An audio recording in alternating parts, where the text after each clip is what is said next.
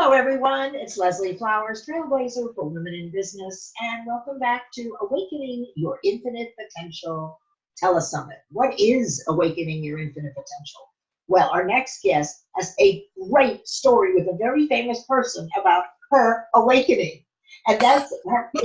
You're going to meet Gillian Fountain. Hi, Gillian. Hi. And Hi. Gillian is a LinkedIn expert. And honestly, she told me she never thought when she became a business owner 30 years ago, she'd still be running a business now because her business started long before social media and the cloud.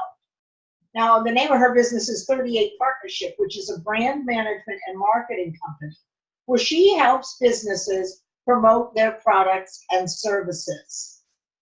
Right? So the most important thing is that Gillian works with business owners today who really want to move their businesses forward and really push the envelope to see how far they can go, what they can achieve, and to evaluate solutions to get them to the next level or fathom out why they're not moving forward with the alacrity that you would like.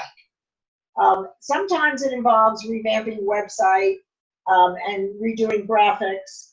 But she loves to help people in an ever-changing world of social media navigate well. She's currently producing material for college students to give them a better understanding of real-life marketing. She was on the Alchemy of Marketing Telesummit about 2 months ago, and she is the owner of LinkedIn Local in Basingstoke, helping people in LinkedIn meet their connections that they made online to meet offline with the idea of firming up and building stronger business relationships. So welcome, Gillian. Thank you for being here. Hello, Leslie. Thank you very much indeed for giving me this opportunity. I'm really excited to be here. I started my business, being a business owner 30 years ago, and I didn't know anything about social media. It didn't even exist at that time. Right. It really only came to my attention when my teenagers started talking about Facebook. And for me, Facebook wasn't really I didn't feel that I could get any business out of Facebook. In actual fact, I questioned whether I'd get any business out of online, any business from online at all. But several things happened along the way to make me start to really look at online social media, in particular LinkedIn. One very strange thing happened. I was used to marketing traditionally in newspapers. I was advertising in newspapers. They were costing me about £500 a go. And one day, about 2 weeks after an edition had gone out, a lady phoned me and said she'd been cleaning out her rabbit hutch and happened to see a clean bit, which happened to be my advert, and I thought, I just paid £500 for this. It was your advertisement. It was in a newspaper, and she'd used it to line her rabbit hutch. And the week later, she was cleaning it out, and my advert actually was still able to be read, and she just happened to want that product at the time. So her conversation started, I've been cleaning out my rabbit hutch and I came across the newspaper with your advert in. And I was pleased. She was a lovely lady, but I do remember thinking, I've just paid £500 for that advert. I really got to do something different about the way I market my business. And so then what we want to hear about how you got from there to that, yes. I found I was talking to several people, buyers and suppliers, and they were saying, what do you think about LinkedIn Local business platform? We don't know. We just don't know how to cope with it. We don't understand it at all. What do you think about it? And I went online and I had a look at it, and it didn't really do anything for me. I was actually quite scared about putting myself out there. I was used to dealing locally, and all of a sudden this seemed such a global thing where I was contacting not 1,000 people, but tens. My brain couldn't go over tens of thousands of people, and we all know it's much bigger than that.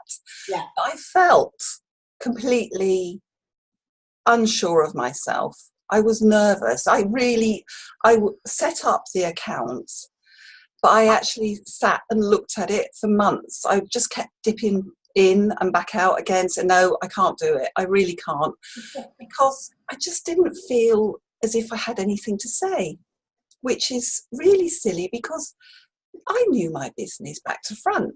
Right. And I'd been doing it for a long time. You know, I knew what I was talking about, but I still lacked that confidence.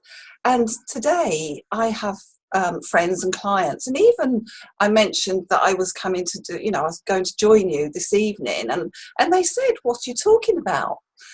And I said, "Well, I'm going to talk about LinkedIn." They said, "Well, what can you talk about LinkedIn?" And they just, we just don't understand it. And I said, "Well, have you got an account?" And they're like, "Oh yeah, we've got an account, but I think I made it up about 2 years ago, and we just don't know how to use it to make the best out of it."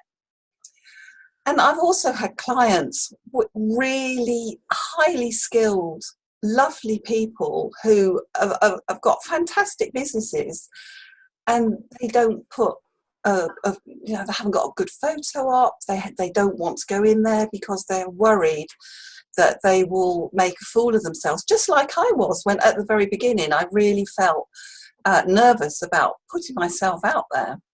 So what happened?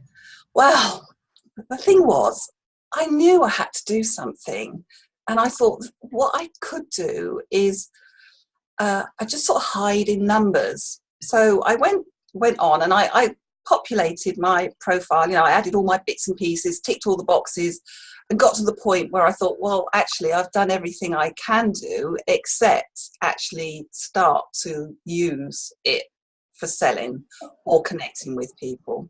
Yeah. And I came up with this plan that I would follow people with huge numbers so I could hide in amongst all the noise that goes on. And people that, well, it was Bill Gates, Richard Branson, and there was a few others that LinkedIn very kindly popped up for me to look at, and I could, because of who I was watching and who I was liking, they put like-minded people up to see if they can get you to engage. I mean, they're very helpful like that, thank goodness. But on this particular day, I'd been commenting and liking just very low-key, thanks for the post, that's really interesting, not very much at all, gradually growing my confidence to looking at the comments and copying sort of 4 or 5 words out and then adding a little bit extra, because I thought, well, if I could add a little bit of value to the comments, at least I'd be getting somewhere. This particular day, I'd been doing a project with a charity, and it was on advice at work. And Richard Branson's team had put up something about employment. And I asked the question, did they think that companies benefited from treating their staff well? What were the benefits they could see from treating their staff well? And I scrolled down all the comments the day after, nothing, and nobody had actually even liked my comment. And I thought, oh, crikey, that was a waste of time. But actually, a couple of days later, up popped an article, and it was exactly what I'd written. So I'd asked the question and they'd answered the question in the full article. So I was ecstatic because I just felt that this had reaffirmed my belief that maybe I did know what I was talking about. Are you saying that Richard Branson? It wasn't Richard Branson. We all know that he doesn't do his own social media, but it was one of his team had come back and they'd answered the question. They didn't say, Gillian Fountain, thank you very much. They'd written an article that was identical to the question that I'd asked, to the point I actually scrolled back through my comments to make sure that I wasn't dreaming. And I was absolutely over the moon. The feeling it gave me, I mean, they don't realise how important it can be and it can make you feel. But the fact was that somebody, and it just happened to be somebody, you know, a team of a really big company and famous company, but somebody had actually acknowledged that what I'd put was worth taking the time to write an article about. And I did, I mean, I took parts out of the article they wrote and I included that into my marketing and that I was doing for the charity. And but the feeling never actually went away, Leslie, which is really odd. Was that your awakening moment? That was it, because from my point of view, well, you know, really, if I can get somebody like that, and if they're good enough to comment on something or put an article on something that I'd written, then was I actually going to make a fool of myself? Did I, you know, no, I wasn't. I was going to be okay. I'll be fine on LinkedIn. And after that, I didn't have any problems at all, because it just gave me that real confidence boost. So once you had that awakening moment and that realization that you weren't going to make a fool out of yourself and that you had real value because they actually took your comment and wrote an article about it, so it obviously was very good. What were your next steps? What did you realize, and what were your actual next steps? Because didn't you start to help others with this, or did that come later? Yeah, I didn't start off with, I still carried on gaining more and more confidence. Okay. However, what I did was I started commenting on other people's, so I didn't limit myself to 3 people that were well known. I started commenting on people that were lesser known. And actually, I actually still do that. If I see somebody and they've made a comment and nobody's liked their post and nobody's commented on their post, I actively go in, read whatever they've put and try and put something really encouraging on as a comment for them, because I knew how I felt. And if I can make somebody else feel like that, then that's great, isn't it? Yeah. So what do I do? Yes, what I did do was I gradually just got more and more confident in what I was doing. I looked at all different ways of bringing added value to other people's posts, and then started writing my own articles as I felt more, you know, but it didn't come overnight, Leslie. It is something that you build on, but it's helped me in no end of areas in lots of ways, because people do expect you to be on LinkedIn. I found, for instance, there was one particular time I linked up with a guy who we both thought it would be beneficial for us to meet. We thought we could do business together. And he just said, well, I'll meet you in the local hotel. And because he'd got his profile up, he's got his photo up, off I went to the hotel, and I knew instantly who it was. I didn't walk into a bar thinking, who on earth am I meeting? Because I'd already looked on LinkedIn. So there's lots of benefits other than commenting and gathering followers. But what you do is not only do you gather your followers and your connections, but you start making business. You start doing business. You're not selling at people, but because people are getting to know you just by the way you comment and support people, then slowly the business starts rolling in.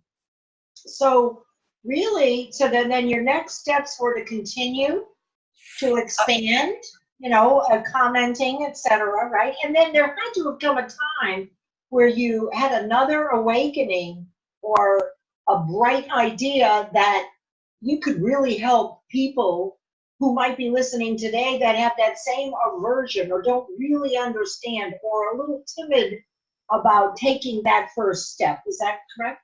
Yes, I do actually teach LinkedIn to clients as we go through.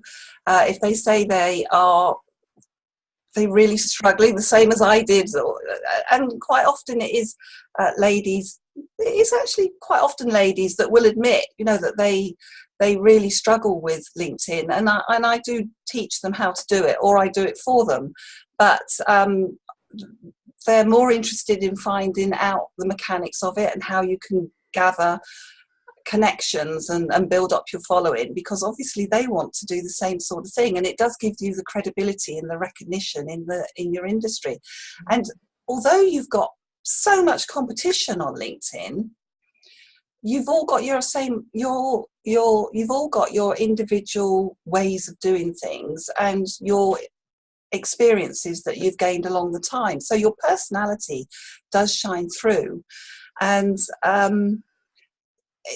it's been very good in that sense, because I've trained people up on how to do LinkedIn, how to make the best out of their profile. And then it was just last year that I started seeing posts about LinkedIn Local, and that is where you take the connections online and you meet them offline. Yes. And I co-host LinkedIn Local for Basingstoke. Now, this LinkedIn Local is growing at a rate of knots across the globe. It really is. It's gone from nothing, absolutely nothing, to being in many, many countries, and it's bringing an awful lot of people together offline. And the beauty of that is we are seeing people that wouldn't comment on LinkedIn but had an account, fancy coming along to see what was going on, and all of a sudden their characters change, but they're all commenting on LinkedIn. So just by doing little things, people's confidence are building all the time. So I have a question for you. Yes. So it used to be that LinkedIn was all corporate. So if you were looking for a job in recruiting, you did LinkedIn. And if you were an entrepreneur, a small business owner, you did Facebook. But lately I've heard that there's entrepreneurship and small business cropping up in LinkedIn. Are you seeing that? And what is the advantage of that? Is there an advantage, if this is true, that now LinkedIn encourages and embraces entrepreneurs and small business owners rather than just corporate? What is the advantage for us as entrepreneurs or small business owners? I think with LinkedIn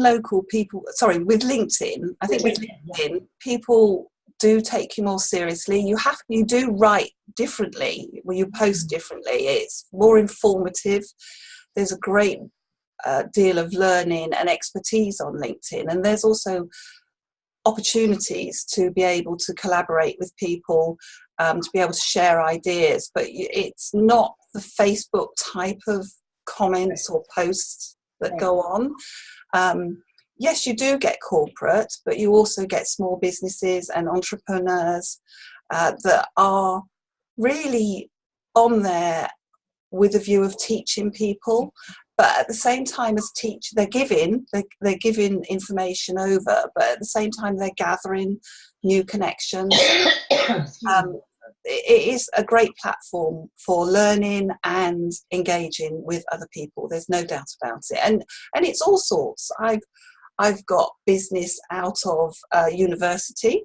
I was contacted on LinkedIn by a university. Equally, I was also connected with a construction worker. So we've gone from a one-man band from a college. And it's just staggering, the expanse of experience that is on LinkedIn and how much it can grow. Another thing that I heard you say, which is when you started getting into social media, and I love this, is that you started observing, or what we call lurking. Before you did anything, you actually took a look at the landscape. You know, a lot of people just jump in and they start posting, and honestly, what you want to do is to match the context of LinkedIn, which is different than Facebook. So you actually, were very tentative and timid and took, you observed and you just commented a little, and finally you got the excitement up to ask a question, and oh my God, you asked a question and it turned into an article with Richard Branson's, team. They clearly found value, and then you realize that worrying about your ability to express yourself in a powerful, intelligent way is no issue. No, right? no, It's not an issue, even though we might think there is one. You actually proved that there was no issue with you. There really isn't any issue, and at the end of the day, you know your business better than anyone else, and it is really a confidence thing. Mhm. So you're right. I spent probably far too long, in actual fact, observing all the different people. But I was also wary about, I didn't really want to connect with people that would be controversial or negative. I'm not good with negativity. I don't really want to get involved with anything that's negative. So I was very careful about who I connected with, and really chose my time and watched what was going on. And I think this is a really good tip for everyone, is to really sit back and see who you relate with and who you can, just so that you really try and keep out of it. There are areas on social media that I would not go into, and there are comments on LinkedIn that I think, actually, I'll just pass that by. I don't want to get involved in that. But at the same time, I know that I learn every time I go on. There is something that I learn. That is super. So if you're a person listening and you're a little timid and you really want to get into LinkedIn, you're going to want to download Gillian's free gift, which is 7 tips to improve your LinkedIn page. Isn't that right, Gillian? Yes, we're going to do 7 tips to improve your LinkedIn page and try and get it up to make it look really professional, so that when people do look at your profile, they stop and they go, I really want to connect with this person. That's the aim. And the other thing that I would like to do, if people are interested enough, is to invite people to join me.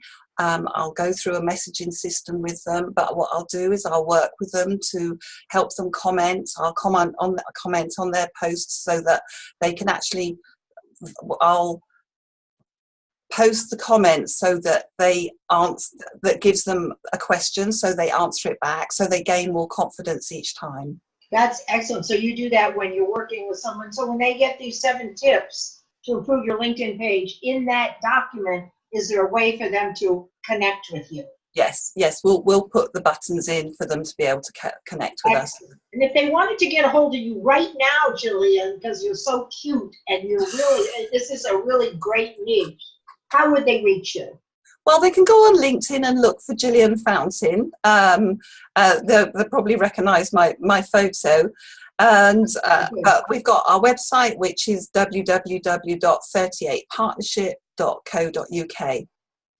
So that's 38partnerships.co.uk.